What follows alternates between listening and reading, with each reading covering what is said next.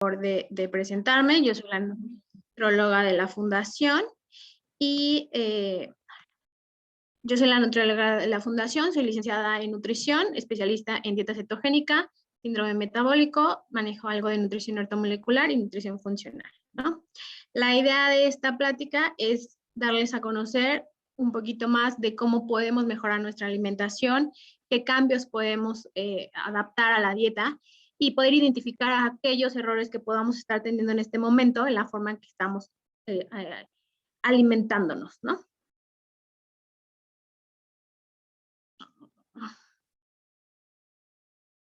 Ok. Lo principal es definir qué es lo que estamos haciendo actualmente. ¿Nos estamos alimentando o nos estamos nutriendo, ¿no? El alimentar es el acto de llevarnos a cualquier alimento a la boca.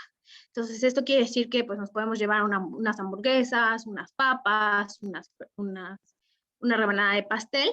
Sin embargo, esto no es nutrirnos. Nutrirnos es hacer que los nutrimentos lleguen a las células de nuestro cuerpo, ¿no? Que a cada una de las células le llegue esos nutrientes que necesita para poder tener la actividad del día a día y las funciones de los órganos que necesitamos para sobrevivir. Entonces, considerando esta parte, hay que pensar si nosotros nos alimentamos o realmente nos nutrimos, ¿no? En las mañanas, cuando nos comemos una torta de tamal, ¿no? Ahí nos estamos alimentando o nos estamos nutriendo, ¿no? Una alimentación, ¿cómo debe de ser la alimentación que debemos de llevar? Tiene que estar basada en dos cosas. En algo que se llama macronutrientes, que son las moléculas grandes que nosotros consumimos en los alimentos, que básicamente son los carbohidratos, las proteínas y las grasas. Los carbohidratos nos van a aportar energía, las proteínas nos van a ayudar a darle estructura a todos los tejidos y las grasas funcionan como vehículos para que se puedan absorber todas las vitaminas. Y los micronutrientes son todas las vitaminas y los minerales. ¿Okay? Dentro de nuestra alimentación tiene que haber un balance energético. ¿Qué quiere decir esto? Que lo mismo que yo estoy consumiendo es lo que tengo que gastar. No puedo llevar la dieta de la vecina, puesto que a lo mejor la vecina, si hace 2 horas de ejercicio, es mucho más alta, su actividad física requiere más ingesta calórica que a una persona que es oficinista, que está todo el tiempo trabajando sentado, ¿no? Que tiene poco movimiento, que llega a casa y no hace nada de actividad física. Entonces, no podemos darle un tipo de dieta en general. Todas las dietas deben de que ser totalmente personalizadas, ¿no? No hay dietas malas, lo que sí hay es malas distribuciones, ¿no?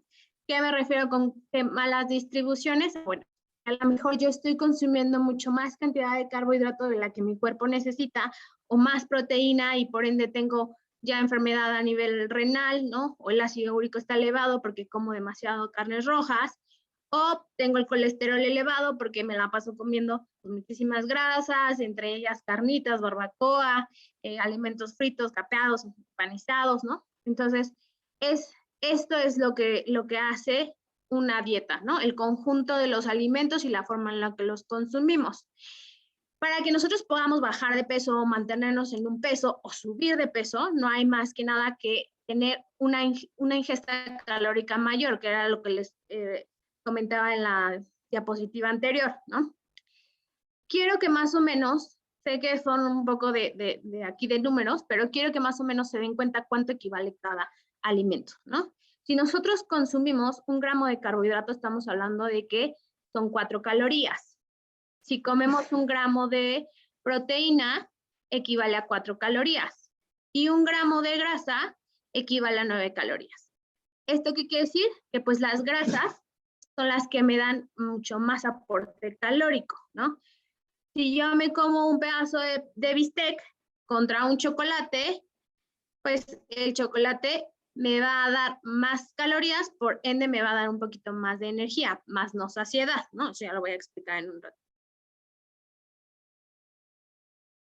Y bueno, mientras no sabemos cómo calcular nuestros planes de alimentación o cómo calcular cuánto yo debo de comer, la idea sería que por lo menos el plato con el que estamos comiendo tenga estos 3 grupos de alimentos: verduras, frutas, cereales, leguminosas y alimentos de origen animal, ¿no? Entonces, si yo me como unos chilaquiles con pollo y con poquita verdura, pues bueno, los chilaquiles tienen aproximadamente no menos de 4 tortillas, entonces llevaría 4 porciones de cereales.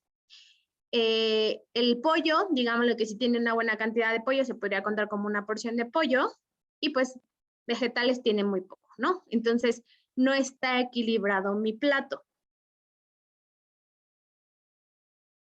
Aquí les estoy poniendo una imagen de cómo podríamos equilibrar nuestra ingesta, por decir, de un desayuno, ¿no? Tenemos una rebanada de pan de este lado con huevo, de este otro lado no hay huevo, por lo tanto aquí hay proteína, aquí no hay proteína. Después tenemos la grasa saludable, en este caso sería el aguacate. Sí. Aquí sí tenemos también grasas saludables, también hay aguacate, pero aquí nos está faltando un grupo de alimentos que sería la proteína, ¿no? En digamos que está bien equilibrado el plan, nada más que aquí habría que agregarle o más cantidad de verdura o un jugo verde, ¿no? Y de esta manera estaríamos comiendo equilibradamente. ¿Qué pasa si yo a este pan le pongo el otro pan como si fuera un sándwich? Entonces aquí ya no está equilibrado porque tenemos 2 cereales, una grasa y una proteína. ¿Hasta aquí voy bien? Ok. Otra cosa que es muy importante que tomemos en consideración es la hidratación, ¿ok? ¿Cómo puedo yo saber qué tanta cantidad de agua necesito tomar para que me mantenga hidratada? Ok, una fórmula muy fácil, hay que multiplicar 35 mililitros por la cantidad de peso. Aquí les pongo un ejemplo: 35 mililitros por 55 kilos me da un total de 1925 mililitros, lo que es casi igual a 2 litros de agua al día, ¿no? Y por cada hora de ejercicio que yo haga, voy a aumentar 600 mililitros.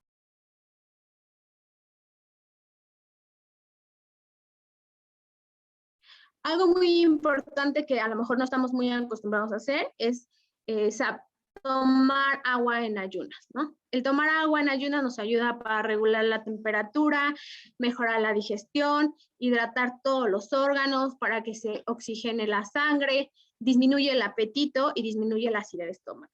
Entonces, eso tiene que ser como un ritual en nosotros tomarnos un vaso de agua o un vaso de agua tibia en caso de que presentemos estreñimiento, todavía es mucho mejor. Y ahora quiero que más o menos me entiendan cuánto aporta cada grupo de alimentos, ¿ok? Aquí hay una tabla, que es el Sistema Mexicano de Equivalencias, que nos va a decir cada uno de los grupos cuántos gramos tiene de proteína, de grasas, de hidratos de carbono, cuántas calorías me aporta cada grupo, ¿no? Entonces, en la primera hilera vamos a ver que tenemos la energía, que básicamente son las calorías. Esto quiere decir que si yo me como una porción de verduras, voy a tener 25 calorías. Si me como una porción de frutas, 60 calorías. Cereales, entre 70 y 115. Leguminosas, 120, y así nos vamos, ¿no? Cuando nosotros tenemos un sobrepeso, la mayoría de los casos es por una ingesta mayor de hidratos de carbono. Todas las enfermedades metabólicas también vienen derivadas a un exceso de hidratos de carbono. Enfermedades metabólicas me refiero a hipertensión, diabetes, triglicéridos elevados, colesterol elevado, ¿no? Entonces, es importante que vayamos identificando cuántas porciones de carbohidrato consumo durante todo el día y cuántos gramos estoy consumiendo, ¿no? A lo mejor en gramos se les va a hacer un poquito más complicado, pero quiero que entiendan, por decir, aparte de los vegetales, 4 gramos de vegetales me hace una porción de vegetales. En las frutas, una fruta equivale a 15 gramos de carbohidrato. En los cereales, equivalen a 15 gramos de carbohidrato, ¿no? Y la leche también tiene carbohidratos, puesto que es grasa y azúcares, ¿no? Aquí vemos que también tiene grasa, tiene un poquito de proteína y los azúcares, que son los carbohidratos. Entonces, les voy a enseñar más o menos cuánto equivale cada una porción de fruta, de vegetales, etcétera. Cereales. Aquí hay una tabla de las equivalencias por porción de los cereales. El amaranto, 2 cucharadas de amaranto me hacen lo equivalente a un cereal. 1/4 de taza de arroz cocido me hace un cereal. 1/3 de taza de arroz integral, 3/4 de taza de avena cocida, 2 cucharadas de avena cruda, ¿no? 1/3 de bolillo. Entonces, ¿qué pasa si yo me como un bolillo completo?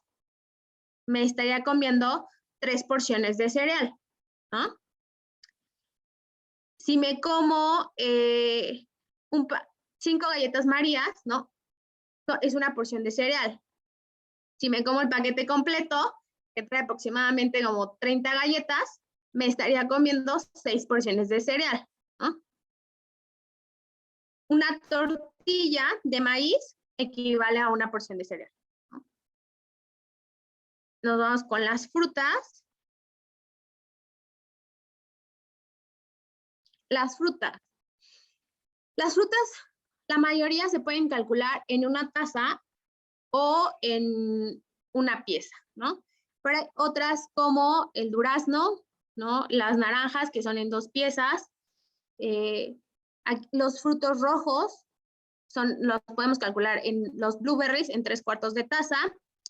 Las ciruelas son 3 piezas, el durazno son 2 piezas, la frambuesa, la fresa, una taza, la guayaba son 3 piezas, el kiwi es un kiwi y medio, ¿no?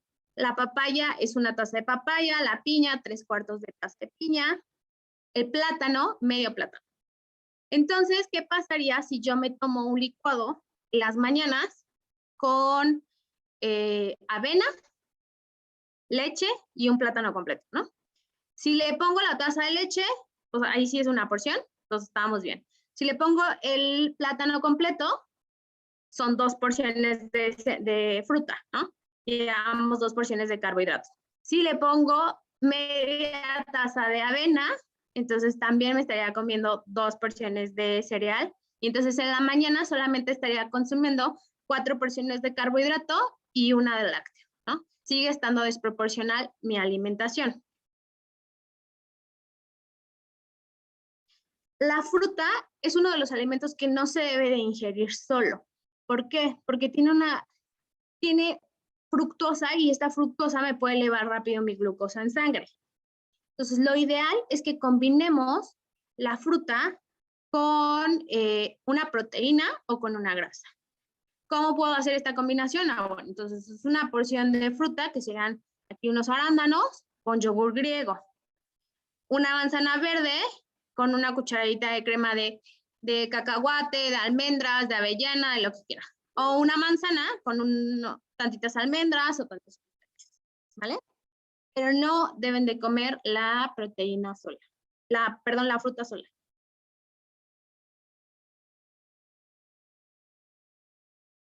Las verduras.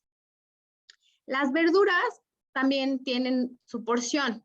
A veces creemos que al momento de servirnos el plato, con que le pongamos ahí unos 3 pedacitos de lechuga, dos trocitos de aguacate o de jitomate, ya me estoy consumiendo una ensalada, ¿no? Y no es así. La verdad es que cada una de las frutas tiene también su porción. Entonces, por decir aquí, de apio, necesitaría consumir 1,5 tazas de apio para que esté haciendo realmente una porción de vegetales. El brócoli sí es media taza, las calabazas por cada pieza es una porción. El champiñón necesito 1,5 tazas de champiñones para hacer una porción de vegetales. En chayote es media taza, pero aquí viene la parte interesante. La lechuga son 3 tazas para que pueda hacer una porción de vegetales, ¿no?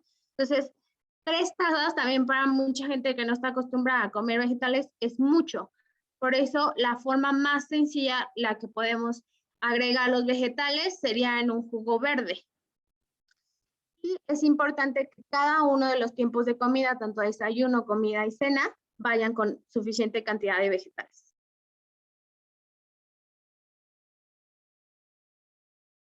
Okay. Y luego vamos con la parte de la proteína. La proteína de origen animal, casi la mayoría de las proteínas se calculan en 30 gramos. 30 gramos es una porción. Pero quiero aquí aclarar algo, porque a veces se confunden los pacientes. Aquí, básicamente, lo que es como la orilla de mi mano, son 30 gramos de bistec, ¿no? A veces esto no es tan práctico porque depende del grosor también de la proteína, ¿va? Pero aunque haya 30 gramos de peso aquí, solamente hay 7 gramos de proteína. ¿Por qué? Porque hay tejidos, hay grasa, hay agua, entonces no todo lo que pesa aquí es proteína, ¿no?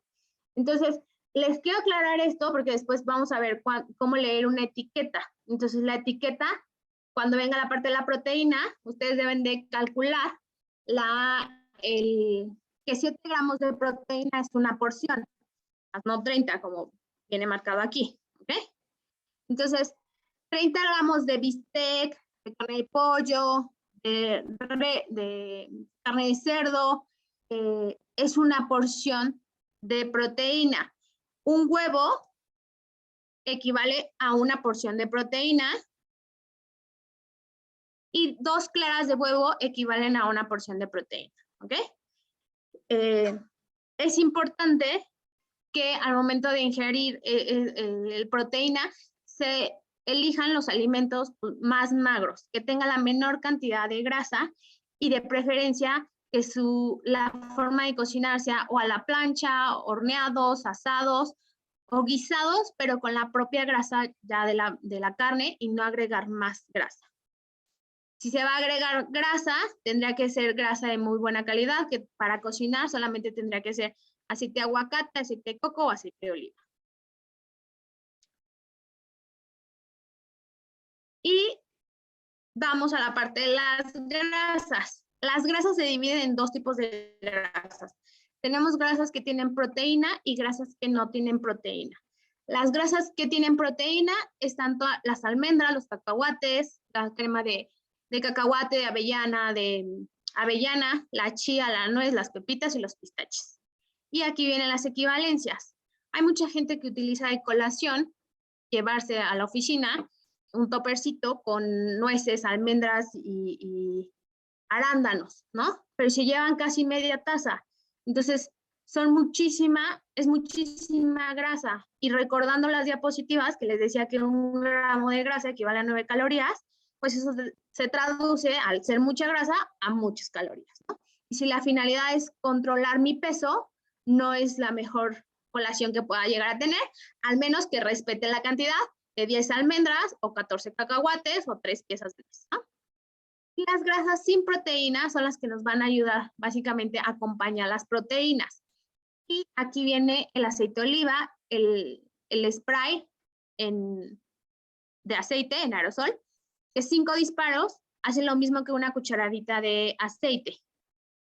Del aguacate es 1/3 de pieza, del aguacate que es pequeñito, no del grandote.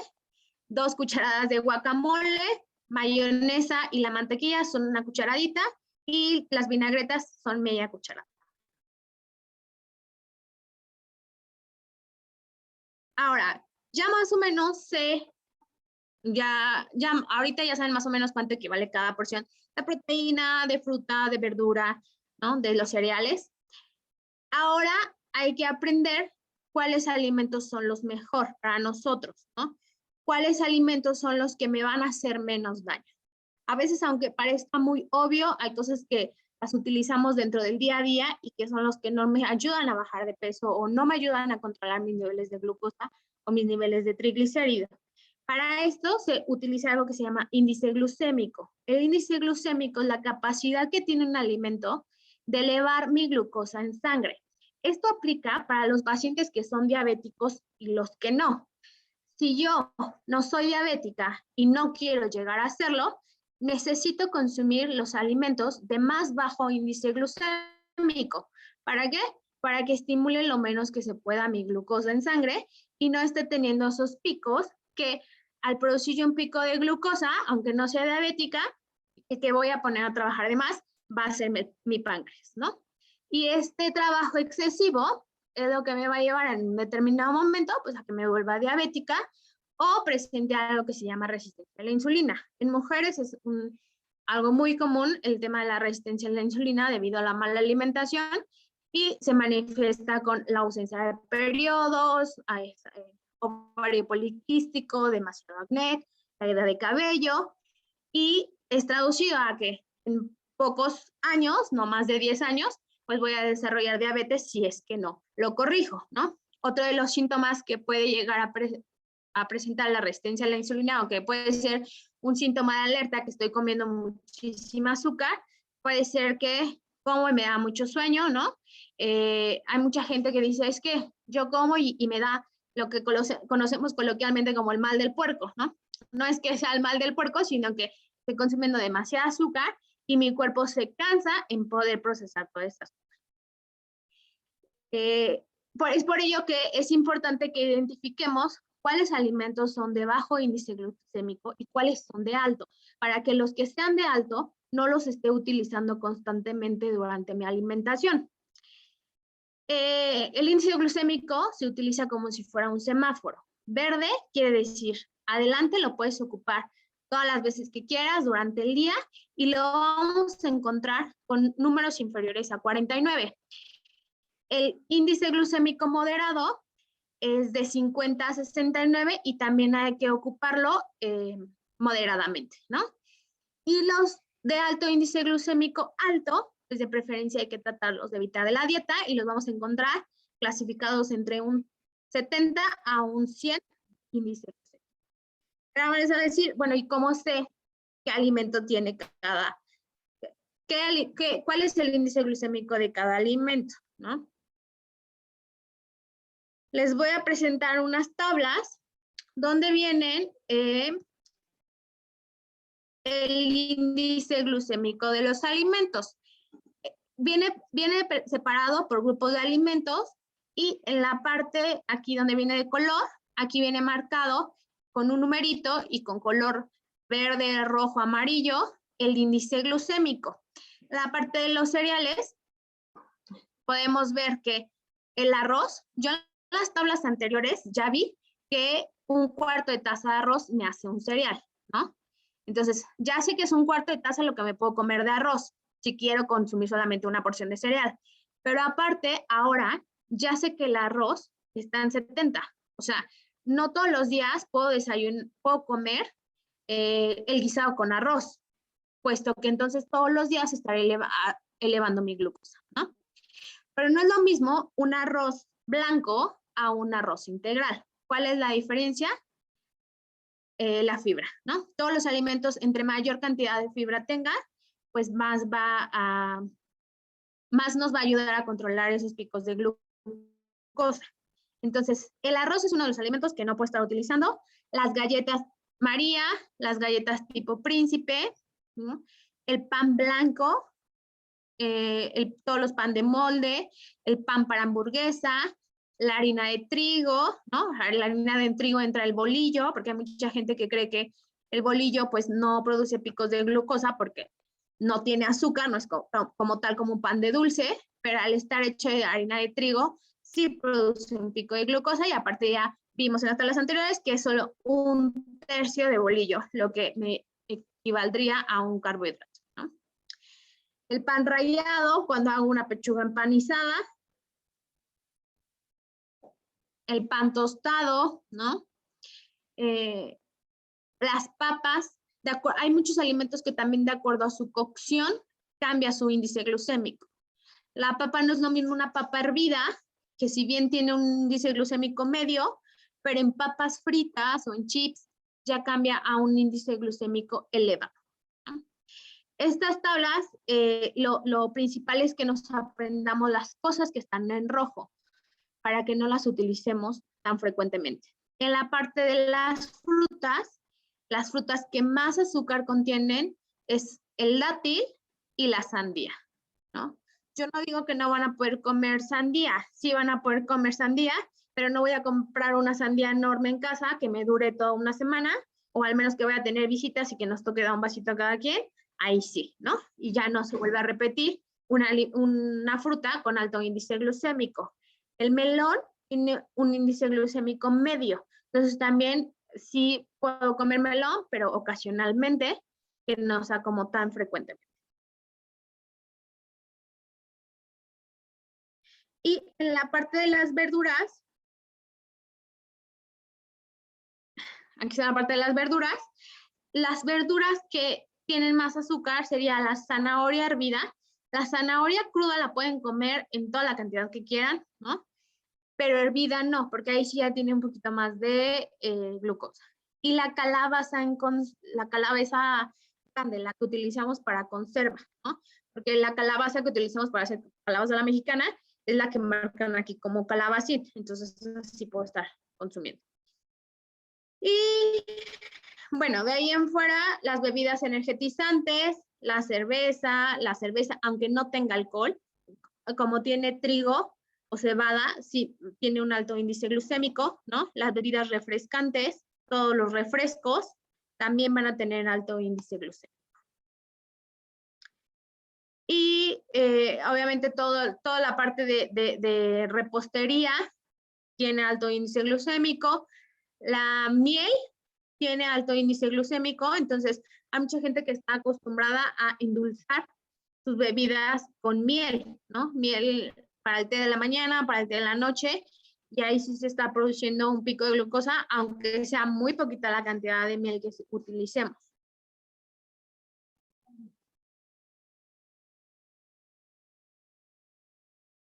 Y bueno, aquí hay una distribución de cómo podemos más o menos llevar nuestro plan de alimentación. El calcular el requerimiento energético de cada uno de nosotros, ahí sí nos tendría que ayudar un especialista para que me diga cuántas porciones de vegetales, cuántas de proteína, cuántas de fruta, etcétera, ¿no? Pero lo que yo quiero es que más o menos se lleven una idea de cómo pueden equilibrar su alimentación o cómo pueden ir mejorando la ingesta de los alimentos, ¿no? Aquí estoy poniendo una distribución por porciones de una paciente. Dice que en la mañana ella tiene que comer una porción de vegetales porque le corresponden de 4 a 5 porciones durante el día. A 3 frutas le corresponden 7 porciones de cereal, 8 de proteína de origen animal, 1 de grasas con proteína y 5 de grasas sin proteína. Esta paciente va para ganancia de masa muscular, pero lo que quiero es que más o menos me ayuden o les explique cómo pueden ir armando un menú, ¿no? Entonces, tenemos aquí 2 cereales. Entonces, podemos poner 2 tortillas, ¿no? Tengo 30 gramos de alimentos de origen animal. Entonces, puedo poner queso Oaxaca. Entonces, me puedo hacer unas quesadillas de queso Oaxaca, ¿no? De verdura, puedo hacer un pico de gallo, ¿no? O una salsa mexicana. Y ahí tengo un poco de verdura. Y de frutas, podemos agregar una manzana y de grasas sin proteína puede ser una cucharada de guacamole. Entonces, de esta forma ya cubrí todo lo que necesito y tuve un buen desayuno, ¿no? Ahora, con la parte de las snacks, ¿no? Que son las colaciones, son porciones mucho más pequeñas y estas sí no meramente tienen que llevar los 3 grupos de alimentos. Aquí ella va a consumir una porción de fruta y una porción de grasa con proteína. Entonces sería el mismo ejemplo de hace rato, una manzana con unas nueces o unas almendras, ¿no? Y acá en la tarde, pues a lo mejor ya no quiere ni nueces ni almendras, entonces se puede comer una taza de fresas y le pone una taza de yogur griego, que aquí también es grasa con proteína. Entonces aquí estaríamos haciendo una combinación como si fueran unas tipo fresas con crema, pero bueno, va a ser una versión más saludable, ¿no? Y bueno, ya sé qué es lo que debo de comer y ahora a lo mejor se estarán preguntando qué pasa con la cantidad de vitaminas y minerales que debo de estar consumiendo durante el día, ¿no? O cómo sé si lo estoy haciendo equilibradamente. Para empezar, entre más natural nosotros consumamos, vamos a tener un mayor aporte de vitaminas y de minerales. Las vitaminas y los minerales principalmente se obtienen también a través del suelo. Entonces, entre más natural, pues más nutritivo va a estar este alimento, ¿no?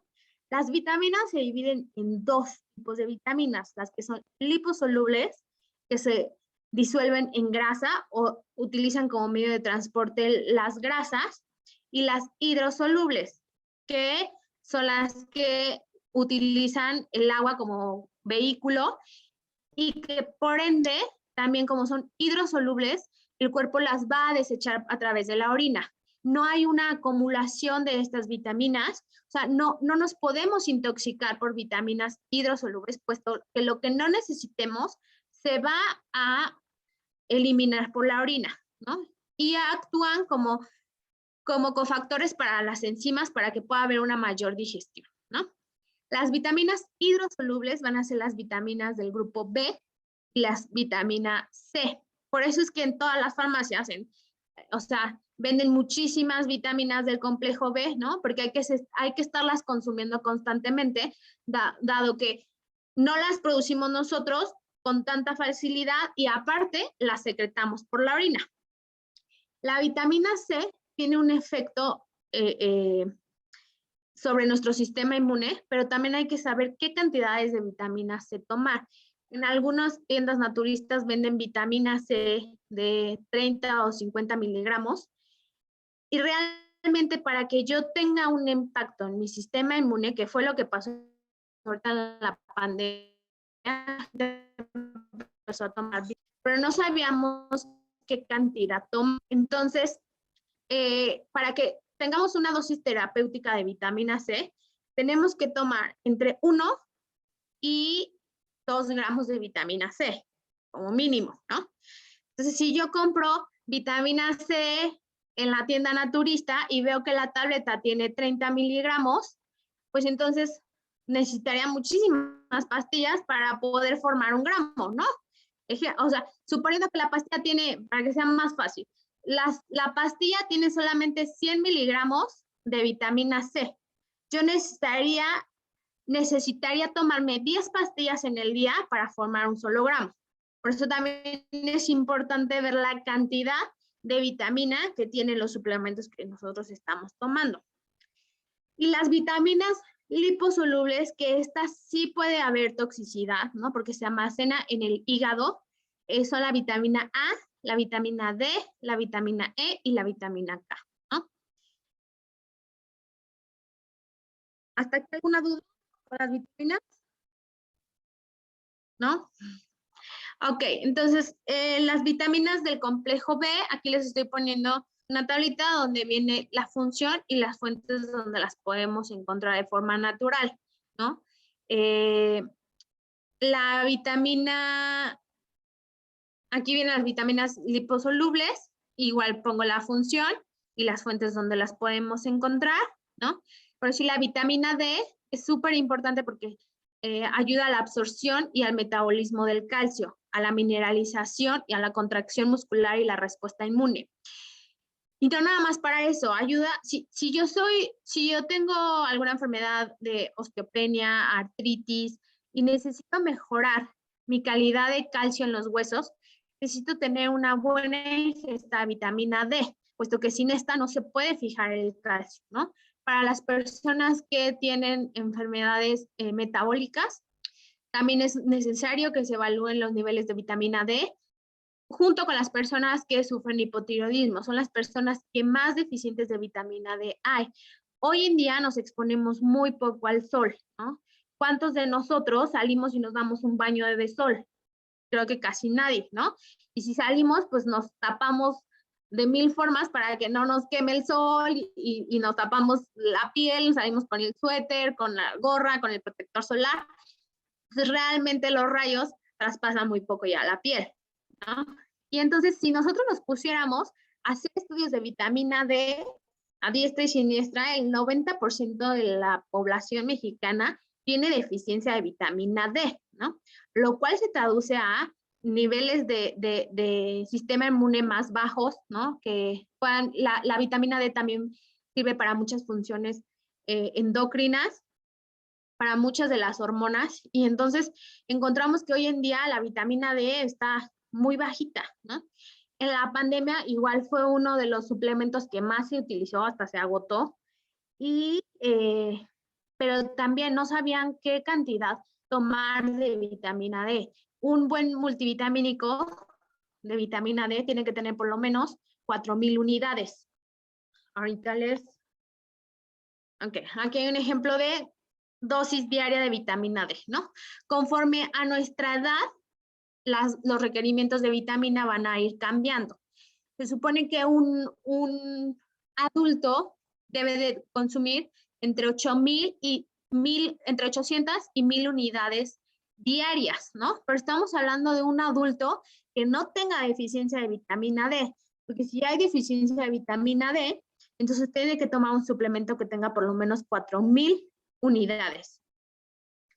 Y esto, bueno, lo pueden checar igual, si tomaron algún suplemento de vitamina D en la pandemia, cuántas unidades estaban tomando.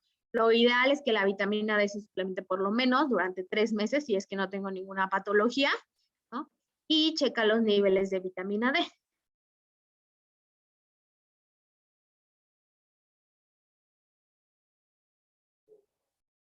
Ok. Y bueno, ¿cuál sería la forma en la que yo puedo obtener la mayor cantidad de vitaminas y minerales y antioxidantes dentro de la dieta de forma natural, ¿no?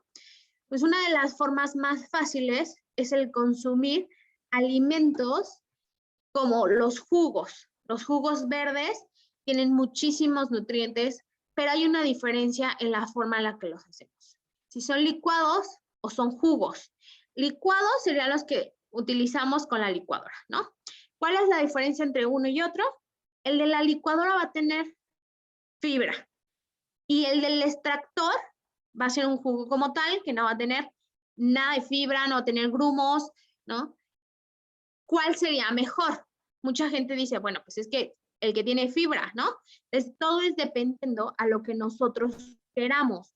¿Cuáles son lo que nosotros queremos cubrir? Si yo quiero cubrir un aporte de vitaminas y de minerales, mi mejor opción va a ser el extractor. Si yo quiero cubrir la cantidad de fibra durante el día, entonces va a ser uno en licuadora. ¿Ok? Y el del extractor, el jugo de extractor, lo ideal es que lo consumamos en ayunas, que no tengamos nada en el estómago, porque al ser un jugo que no tiene fibra, va a pasar mucho más rápido al torrente sanguíneo y esto quiere decir que va a haber un mayor aporte de nutrientes. Si lo voy a hacer en licuadora, entonces ahí sí lo puedo utilizar de colación, ¿no? Para la tarde, para tener mayor aporte de fibra, para tener mayor saciedad. Esto me va a aportar energía, pero no me va a aportar energía tan rápida como la del extractor. La del extractor va a ser energía mucho más rápida. Y por último, quiero que aprendan cómo leer una etiqueta, ¿ok? Los datos importantes que vamos a tener que checar en una etiqueta nutrimental es el tamaño de la porción, la cantidad de la porción, cuántas calorías aporta este alimento.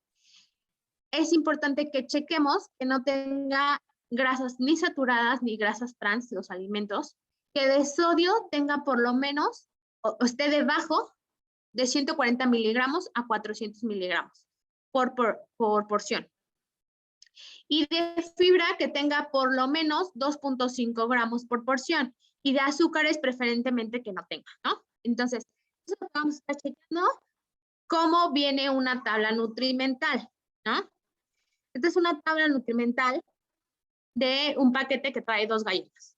Entonces, esas 2 galletas, el tamaño de la porción dice que son 145 gramos y raciones por envase, trae 2. Esta tabla nutrimental nos habla por cada una de las galletas. Entonces, de proteína, tiene 2 gramos de proteína. Es muy poca. Yo les decía, cuando les enseñé las equivalencias de la proteína, que una porción de proteína debe tener 7 gramos de proteína, ¿no? O sea, estamos hablando que estas 2 galletas no tienen ni un solo huevo, ¿no? O sea, de proteína no tienen nada. Grasas, 4.5 gramos. Grasas saturadas tienen muy poquitas y grasas trans no tienen, ¿no? Poliinsaturadas, que es un tipo de grasa como si fuera la grasa saturada, igual esa tiene un poquito más, ¿no? Los carbohidratos tienen 21 gramos de carbohidratos. Yo les decía en la tabla donde venían todos los grupos de alimentos y los gramos, que en promedio un carbohidrato son 15 gramos de carbohidratos. Entonces, estamos hablando que aquí tenemos casi porción y media de carbohidrato, ¿no? Pero de todas esas porciones de carbohidrato, básicamente una es de pura azúcar. ¿Okay? Entonces, ustedes dirían que es un alimento equilibrado, no está equilibrado, está cargado en carbohidratos y tiene más de una porción de carbohidratos, ¿no? Entonces, eso es lo que se tienen que fijar de ahora en adelante. Si quiero consumir un yogur y el yogur trae 45 gramos de carbohidrato, pues entonces estoy por entendido que me voy a ingerir 3 porciones de carbohidratos. ¿Hay dudas? ¿No?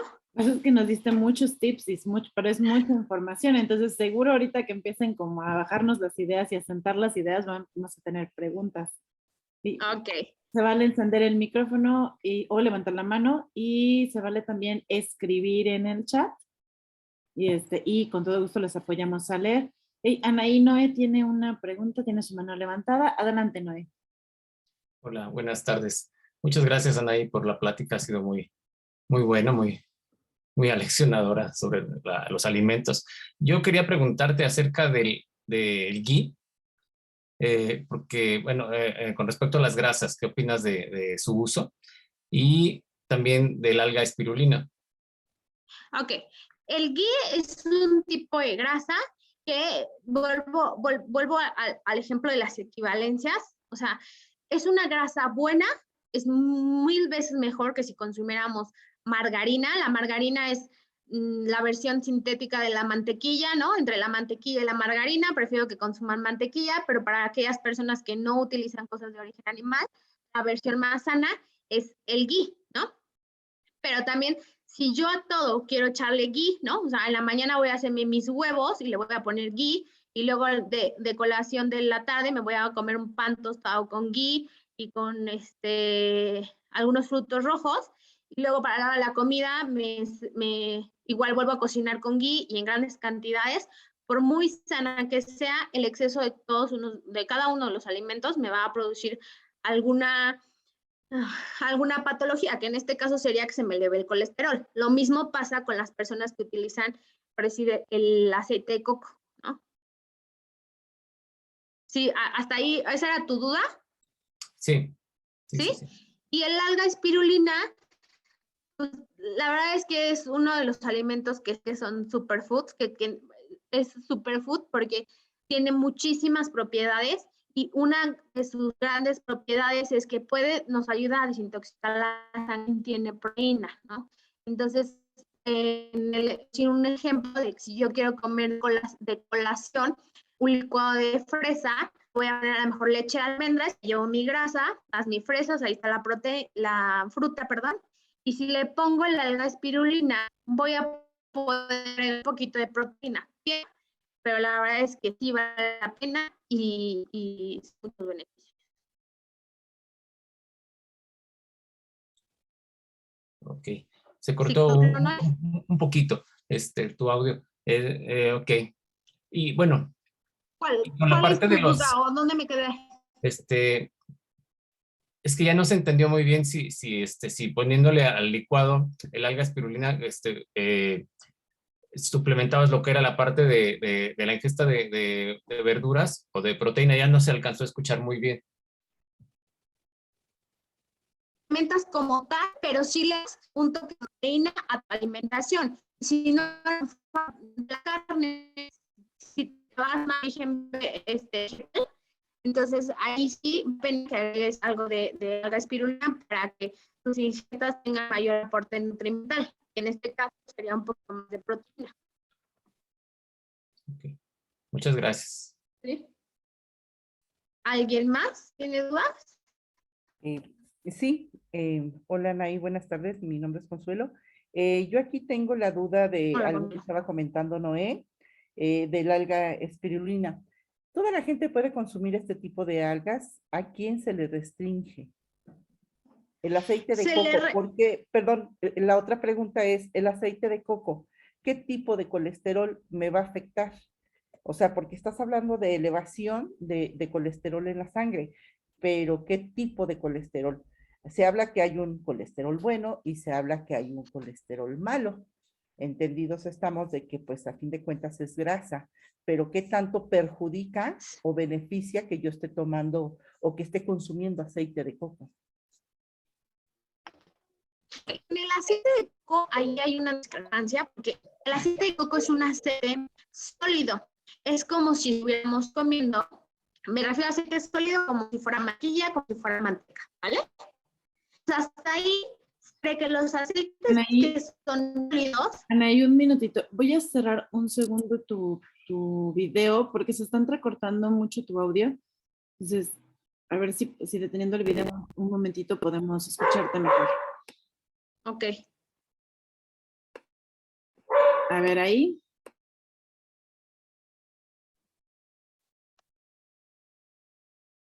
a ver, no sé si ya me escuchan un poquito mejor. Está mucho mejor, Sí, muchas mucho gracias. mejor, gracias. Ok, bueno, entonces le explicaba, el aceite de coco es un tipo de grasa sólida, que es como si fuera mantequilla, manteca, ¿no? O sea, A ver, son- stop. Pero estamos hablando de grasa animal y sí, estamos a lo que hablando me de refiero es que grasa son vegetal. grasas sólidas. Mm, entonces, ¿qué tanto es recomendable consumir Ahí voy, aceite? ahí voy, a eso voy. O sea, son grasas sólidas, puesto que para algunos metabolismos les cuesta mucho más trabajo digerir las grasas sólidas. Hay gente que puede consumir aceite de coco por un mes y en ese mes hacemos estudios de laboratorio y presentaron los niveles de colesterol mucho más altos. Porque, ¿qué quiere decir? Que a esta persona le cuesta mucho más trabajo metabolizar las grasas sólidas. Pero le pasaría lo mismo si consumiera manteca, mantequilla, ¿no? El aceite obviamente no es lo mismo que la mantequilla y la margarina en cuanto a tipos de grasas, puesto que una es vegetal y la otra es animal, ¿no? El aceite de coco es muy bueno porque aguanta mucho el punto de oxidación. ¿Qué quiere decir? Que yo lo puedo dejar calentando y tarda más en elevar su punto humo, que es cuando vemos que se empieza a sacar como un poquito de humo el aceite. Y cuando ya el aceite empieza a sacar humo, quiere decir que ya se está volviendo una grasa que no es tan saludable para mí. Entonces, si yo quiero freír algo, el aceite de coco aguanta un buen nivel para su punto de humo. O sea, sí lo puedo estar cocinando. Sí lo puedo utilizar dentro de las dosis, dentro de la cantidad que yo requiero, pero también habría que checar estudios de laboratorio después de que lo utilice durante un mes, porque yo no me arriesgaría a decir que el aceite de coco no me puede elevar mi colesterol malo. También esa era tu pregunta. Porque es todos los aceites que son sólidos son los que afectan el colesterol malo, por llamarlo así, que es el LDL. Ajá. Y el alga espirulina, ¿cuándo la pueden o no se puede, cuándo se puede o no se puede utilizar? Solo no se puede utilizar cuando estemos consumiendo medicamentos para la coagulación. Es la única contraindicación que hay para el alga espirulina. Bueno, aquí por favor ayúdeme, tengo una duda. Se supone que para las personas que tienen hipotiroidismo, el consumo de algas es muy restringido, ¿cierto o falso? Sí, sí es cierto, pero estamos hablando de que lo vas a utilizar en grandes cantidades. Una persona aún con enfermedades tiroideas como el hipotiroidismo, hay que controlar su ingesta de yodo. pero si la omites como tal, también se afecta más la tiroides. Entonces, yo los únicos alimentos que sí quito durante un tratamiento para regularizar hormonas tiroideas son las coles. Eso es lo único que quito, y los lácteos, ¿no? Las algas sí las puedo dejar, pero igual, ya en este tipo de condición sería en lo que sea una cucharadita y ahí no tenemos problema. Ya no la estoy viendo, no sé si hay dudas. Bueno, aquí sigo. Bueno, pero Ajá. sí, está aclarando un poquito más mis dudas. Es un poco complicada el hablar de nutrición, no de dietas en sí, ¿no? Sino de nutrición, porque mucha gente tiene el error, perdón por expanderme un poco, muchos tienen la costumbre de decir estoy a dieta, siendo que una dieta abarca absolutamente todo, ¿no? O sea, tenemos una dieta hipercalórica, hiperproteica, hipoglucémica, hipocalórica, una dieta blanda, una dieta alta en sodio o baja en sodio. Entonces, creo que a veces utilizamos mal ese término de dieta y pues me gusta más el término de nutrición. Es un Sí, poquito más la dieta hay que rico. entender que la dieta es el conjunto de alimentos que yo me llevo a la boca, ¿no? Así Nada es, más. O tan sea, yo sencillo puedo como eso. llevar una dieta con puras hamburguesas de McDonald's y refresco, y esa es mi dieta, ¿no? Sí, es una dieta hiperproteica, hipercalórica. Y destructiva.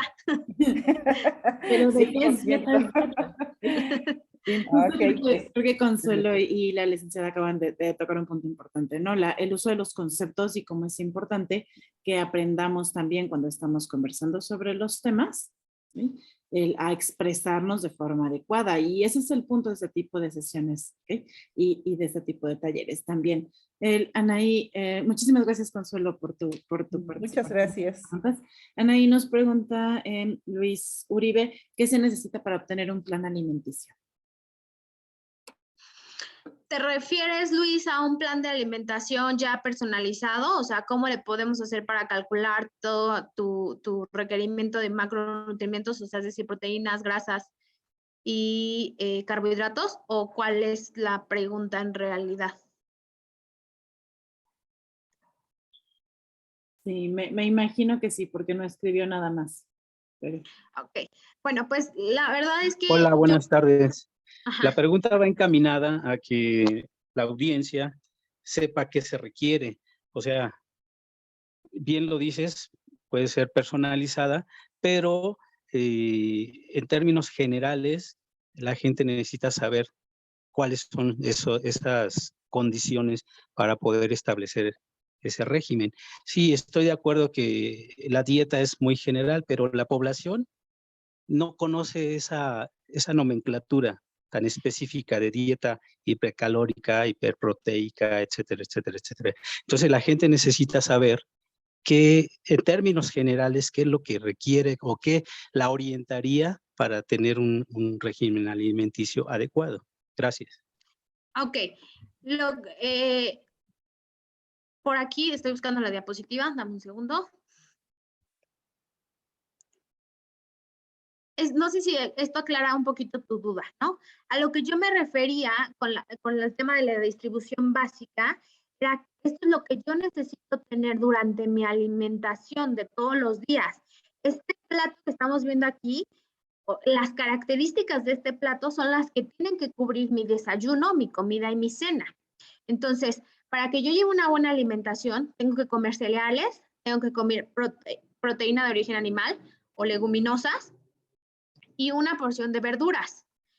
La distribución, esa sí va personalizada, pero porque tus requerimientos van a ser diferentes a lo mejor a los de una persona de 70 años o a una persona de 18 años. Pero lo que debemos, a lo mejor si no tenemos el conocimiento, lo que tenemos que procurar es que haya una porción de cada uno de los alimentos. Es decir, una porción de cereal, que en este caso sería por decir una tortilla, y yo le pongo un pedazo de bistec, ahí llevo la proteína, y le pongo una ensalada de nopales encima, ahí llevo las verduras, ¿no? Si yo consumo o quiero consumir un taco de papa, aquí estaría consumiendo 2 cereales, ¿no? Me haría falta la proteína y la verdura es un cereal, no es una verdura. Entonces, aquí me faltaría también la parte de las verduras. Y en cuanto a los tipos de dietas, bueno, la verdad es que sería poco complicado descifrarte todas unas de las dietas ahorita en tan poquito tiempo, pero con que uno se limite a tener en cada una de las ingestas el equilibrio de estos 3 macronutrientes que son cereales, proteína y verduras, con eso puedo llevar una buena alimentación. Y te prometo que difícilmente se podrán elevar los niveles de glucosa, de colesterol, de triglicéridos, puesto que hay un equilibrio. Excelente, muchas gracias. Con esto, esto está al alcance de cualquier persona. Y ya si alguien necesita algo más personal, pues tendrá que acudir contigo. Gracias, muy Claro, amable. por eso era tan importante que yo les explicara cuánto equivale cada porción de cereal, ¿no? Que ustedes me entendieran un poquito a lo mejor de que un bolillo no equivale a un cereal, sino equivale a 3 cereales. Y de esta forma que ustedes más o menos vayan equilibrando su plato. Correcto. Creo que tal vez esa es la clave, ¿no? Entender las porciones, qué porción equivale a qué, y entonces las combinaciones.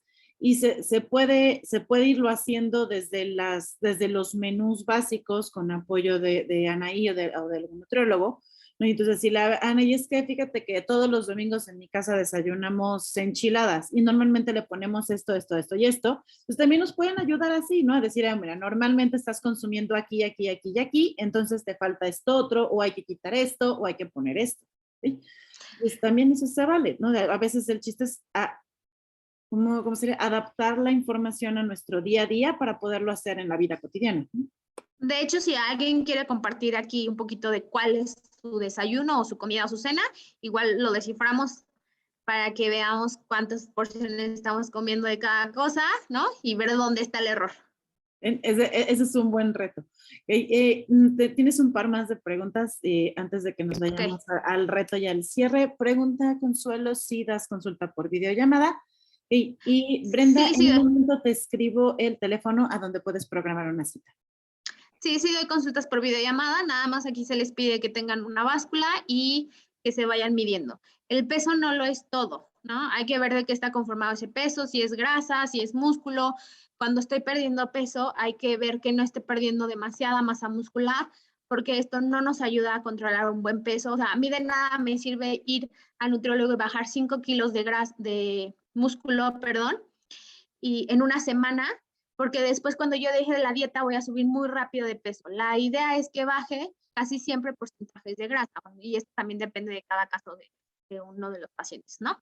Y al igual las personas con hipotiroidismo es muy importante que mantengan sus niveles de músculo lo más adecuados que se puedan. Ok, muchas gracias, Anaí. Lente. Otra pregunta, entonces, ¿cómo se programa la videollamada contigo? Ok, nada más aquí, Aileen ya tiene el número, aquí vienen los números de teléfono, ¿no? Okay. Y también al final de la presentación dejé yo mi número de WhatsApp, nada más coordinamos tiempos y hace a través de Zoom también.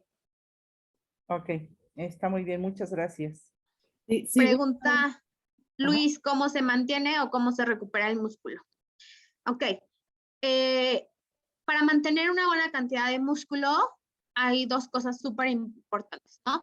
El comer la cantidad adecuada de proteína, y me refiero a cantidad adecuada, no con una dieta hiperproteica, o sea, alta en proteínas, sino solamente la que mi cuerpo necesita, y tener actividad física, ¿no? Si no tenemos actividad física, pues también no vamos a perder mucho músculo, pero va a ser poco probable que mantengamos una buena cantidad y calidad de músculo. Y una de las formas por las cuales perdemos muy rápido músculo son ayunos prolongados y el dejar de comer proteína, ¿no? Y la proteína no meramente tiene que ser proteína de origen animal, también puede ser proteína de origen vegetal. cómo puedo formar una proteína de mayor calidad de origen vegetal combinando un cereal con una leguminosa. Entonces es un taco de frijoles, ¿no? Una tostada con lentejas, y entonces vamos formando proteína de origen vegetal. Ese es un súper tip. Para aquellos que no aman tanto la carne. La carne, exacto. Y además es algo muy cotidiano, que es justo lo que decíamos, ¿no? El truco de alimentarse así, el arte de alimentarse es incluirlo en tu vida cotidiana, en tus tradiciones, en tu cultura y en lo que normalmente consumes.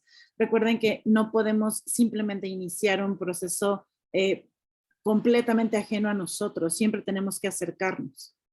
Al final en rehabilitación decimos un poco que tú puedes saber nadar y disfrutar nadar y entender cómo nadar, pero si no tienes alberca no puedes nadar. Entonces, yo puedo querer tener una alimentación diferente, ¿sí? Y de verdad tengo todas las ganas de hacerlo, ¿sí? Y en serio estoy comprometido con esto, pero si mi cultura o mi región no me permite acceso a ciertos alimentos o mi tipo de horario de trabajo no me permite acceso a ciertos alimentos, pues va a ser complicado. Entonces, acérquense a un especialista, eso es muy importante, y sobre todo que este tipo de espacios sigan permitiendo que nos acerquemos en uno a uno y resolver todas las dudas. Y recuerden que no hay ninguna pregunta pequeña, ¿sí? Todas son igualmente importantes. ¿Sí?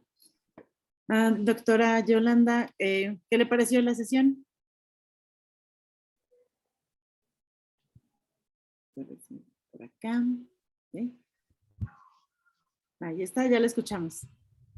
¿Ya me escuchan? Sí. ¿Me escuchan? Sí. Correcto. Ok, pues muy interesante, Anaí, de verdad felicidades. Yo Gracias. tengo un serio problema con la cuestión de los alimentos, sobre todo en este momento con mi mamá, ¿verdad? Que he estado batallando de que no come nada, que está definitivamente, o sea, son porciones muy pequeñitas las que consume. Entonces, desde que llegué, pues le doy su licuado en la mañana, le pongo medio vasito de agua, medio vasito de leche para no ponerle tanta leche porque le hace daño al estómago. Le pongo 2 cucharadas de amaranto, le pongo una cucharada de miel y le pongo una fruta y un huevo. Creo que es una bomba, pero con eso la mantengo por lo menos, porque es lo que se lo toma y se lo toma, se le hace aproximadamente con un medio litro y se lo toma perfectamente bien, ¿verdad? Y luego ya como a las 2 horas ya tiene hambre y ya quiere otra cosita, pero ya no quiere el licuado, entonces tiendo a darle verduras o una sopa con pollo o alguna cosita así. Pero en la mañana eso es lo que eso es lo que siempre me he estado preguntando. Si no es demasiada proteína junta, si no es demasiado para ella, porque orina bastante bien, no veo que esté dañada del riñón, ni nada de eso. Pero el huevo se lo pones, perdón, ¿el huevo se lo pones crudo? Sí, crudo. Ok. El huevo, el huevo tiene algo que se llama albúmina, y la albúmina, el intestino no es capaz de degradar la albúmina, entonces por ende quiere decir que la proteína de ese huevo no la va a absorber tanto, tendría que estar cocida, porque la albúmina cruda no se alcanza a absorber, ¿no?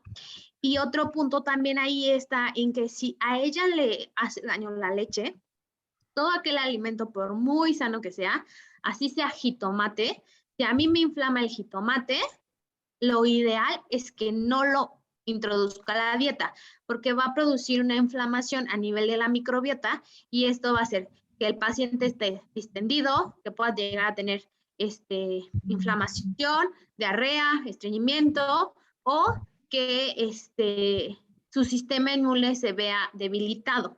Entonces ahí, si no puedes ocupar otra cosa de proteína, a lo mejor una proteína en polvo, pero tratemos de que no le demos cosas que no le caigan por muy poquita cantidad que sea.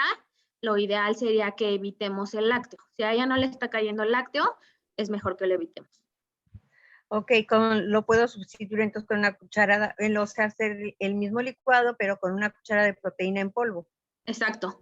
De farmacia puede ser un Casec. que Caseína. tiene, ajá, ahora, conforme a lo que les expliqué en las tablas, 7 gramos de proteína, de cualquier proteína en polvo, te va a hacer una porción de proteína de origen animal, para que más o menos lo vayas ahí considerando, ¿no? En GNC podemos encontrar proteínas de 45 gramos por porción. Entonces estamos hablando que serían 5 porciones de proteína de origen animal, que Ok. serían como 150 gramos de pollo, res o cerdo, ¿no? Más o menos, o sea, para que te des una idea de cuánta cantidad de proteína le tienes que poner a este licuado. Ah, ok. Y pues lo otro es que ejercicio definitivamente no da, ¿no? Entonces, es la alimentación, pero absolutamente nada de ejercicio. O a lo mejor no sé si está tomando terapias de rehabilitación, ¿no? Ahí, aunque ella no esté estimulando como tal el músculo, ustedes ayudan. Ahí creo que Arce nos puede ayudar un poquito más a ver si sí nos ayuda o no. Exacto. Al final el movimiento es el movimiento. Está en terapias, la estamos llevando a movilización. Y aparte aquí en la casa, pues agarra la bicicleta de mano, la estabilizadora, y ahí le hacemos un poquito de ejercicio, pero es mínimo. De Porque todos siempre- modos, Sí. está bien, Doc, es mejor poco movimiento que nada de movimiento. Y recuerden que a veces la persona no está activando conscientemente el movimiento o tal vez no lo está haciendo ella porque no tiene la fuerza o la resistencia para mantenerlo, pero mientras alguien lo mueva, ¿sí? La circulación está mejorando, el oxígeno está llegando a más lugares, estamos quemando calorías y estamos produciendo energía. Y en el caso del adulto mayor, además ayuda a quitar el frío. Así que para todos aquellos que son friolentos es una gran opción empezar a moverse un poquito más y eso ayuda también con el frío. Muchas gracias a las dos y felicidades a las dos, me encantó.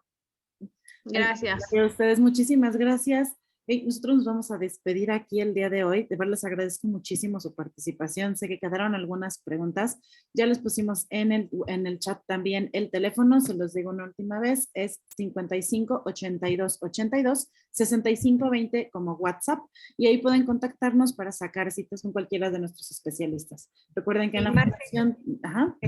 Perdón que interrumpa. Sugiero que de todos los asistentes, si hay algún tema en específico que quisieran que la licenciada tratara, pues también que nos lo manifiesten a través del chat, para que ella algo más, esperaba algo más. Sí. No, ya no me Sí, escuchaste. de todas formas también aquí en la parte de abajo les dejo mi número de celular. Si tienen alguna duda en específico, pues igual pueden mandarme un WhatsApp o llamarme por teléfono. Con gusto les resuelvo las dudas que han quedado ahí pendientes, ¿no? Felicidades y muchas gracias a todos. No, de qué. Les voy a pedir un par de favores antes de despedirnos. Uno es quien pueda encender sus cámaras, por favor préndanlas para tomar la foto oficial. Y segundo, van a encontrar publicado como un pop-up una ventanita que salió con una votación rápida para que califiquen la sesión del día de hoy. ¿Sí? Entonces, cámaras encendidas. ¿Sí? Ya vámonos. Quien pueda, quien se sienta cómodo, quien se haya peinado. Sí. Muy bien. Entonces, ok. Bien, un minutito más para que terminen de encenderse algunas cámaras. Ok. Muy bien. Entonces, sonreímos en 3, 2, 1 y listo. ¿Sí? Ana, y de nuevo muchísimas gracias. Recuerden que cada mes tenemos sesiones académicas, ¿sí? Y que en la fundación pueden encontrar a la licenciada, que es nutrióloga. También tenemos a la licenciada Naya, que también ya la conocen, que es psicóloga. Estoy yo con el equipo de rehabilitación, con quiroprácticos y masajistas también. Jackie, que estamos ahí en pantalla, también es una de nuestras terapeutas. Y además del equipo de dentistas, acupunturistas y demás. Así que somos un equipo grande y estamos a sus órdenes. Que tengan un extraordinario fin de semana y nos vemos el próximo mes. Hasta luego. Muchas gracias. Hasta luego. Hasta luego.